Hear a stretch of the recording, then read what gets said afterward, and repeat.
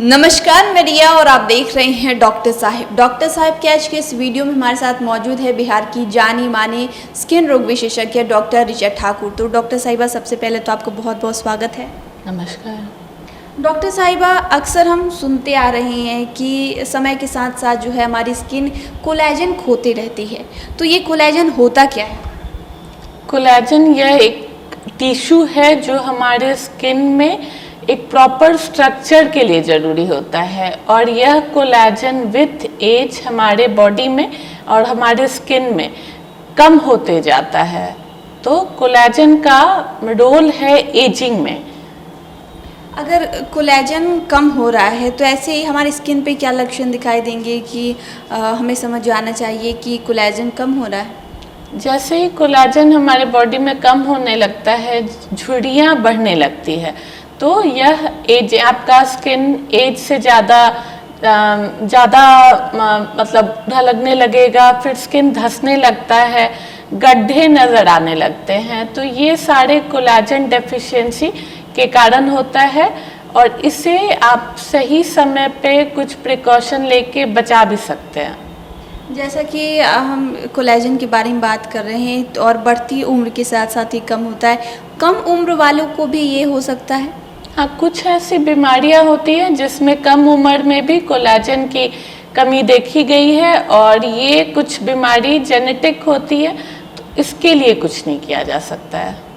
अगर कोलेजन किसी का कम हो रहा है या फिर पूरी तरह से ख़त्म ही हो गया है, तो क्या इसको वापस शरीर में बनाया जा सकता है किसी तरह से? कोलेजन जैसे जैसे विथ एज के कारण कम होते जाता है, तो इसके लिए दो तरह का इलाज होता है, नॉन इन्वेसिव और इन्वेसिव इलाज। इन्वेसिव इलाज में आपको जैसे कि फिलर्स के इंजेक्शन दिए जाते हैं जो आपको कुछ टाइम पे रिपीट करना होता है, और नॉन इन्वेसिव इलाज में इसमें हम फ्रैक्शनल लेज़र करते हैं जिसमें थोड़ा डाउन टाइम होता है, पर इससे आपका स्किन का एजिंग कम होता है। और इवन कोलेजन के अब तो ओरल कोलेजन भी अवेलेबल है, कोलेजन के शॉट्स अवेलेबल है, वो आप लिक्विड में भी ले सकते हैं या पाउडर के फॉर्म में भी ले सकते हैं, पर अपने डॉक्टर के सलाह पे ही लेना चाहिए। इसके लिए जैसे कि आपने बताया कि इंजेक्शन भी लगाए जाते हैं। बहुत सारे लोगों में इंजेक्शन को लेकर भी कंफ्यूजन रहता है कि इंजेक्शन लेंगे तो कहीं चेहरे पे नुकसान तो नहीं होगा? इंजेक्शन के नुकसान नहीं है ज़्यादातर, पर इंजेक्शन के साथ लिमिटेशन है कि आपको फिक्स टाइम के बाद उससे बार बार रिपीट करना है। तो अगर ये ट्रीटमेंट हम लोग चलवा रहे हैं, अगर आपके पास भी बहुत सारे पेशेंट आते होंगे, ट्रीटमेंट चल रहा है, तो कितने दिनों तक ये ट्रीटमेंट चलाने की ज़रूरत होती है? आपसे कितने महीने तक या फिर कितने दिनों के अंदर संपर्क करते रहना चाहिए? फिलर्स का इंजेक्शन जनरली 4 से 6 महीने तक ही काम करता है, तो इसे हर 4 से 6 महीने में बार बार लाइफ लॉन्ग रिपीट करना पड़ता है। अगर एक बार, जैसा कि आप बता रही हैं कि बहुत सारे लोग ये भी सोचते हैं एक बार कोलेजन अगर ख़त्म हो गया तो दोबारा शरीर में खुद से बनना पॉसिबल हो सकता है?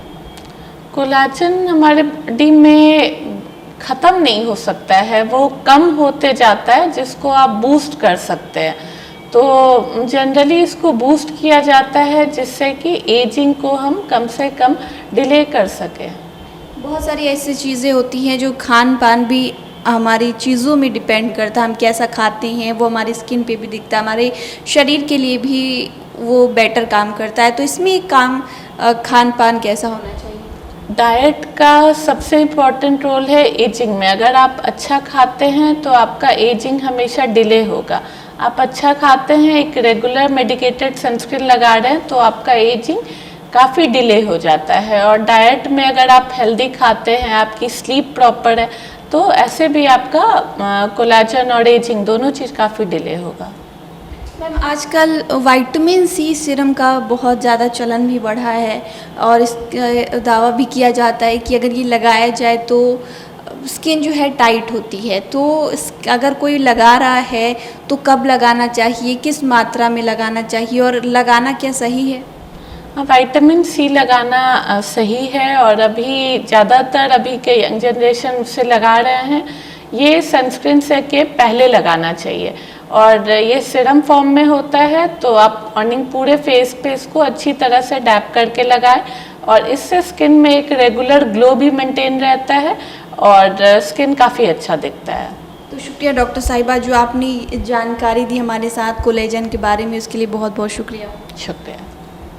तो आप डॉक्टर ऋषा ठाकुर को सुन रहे थे, जिन्होंने हमारे साथ जानकारी साझा की है कोलेजन के बारे में। इस विषय में आप क्या सोचते हैं हमें कमेंट कर ज़रूर बताएं। चैनल को सब्सक्राइब कर लें, फेसबुक पेज को लाइक कर लें। साथ ही डॉक्टर साहब से आपके क्या सवाल हैं हमें कमेंट करिए, मेल के माध्यम से भेज सकते हैं। वीडियो देखने के लिए आपका शुक्रिया।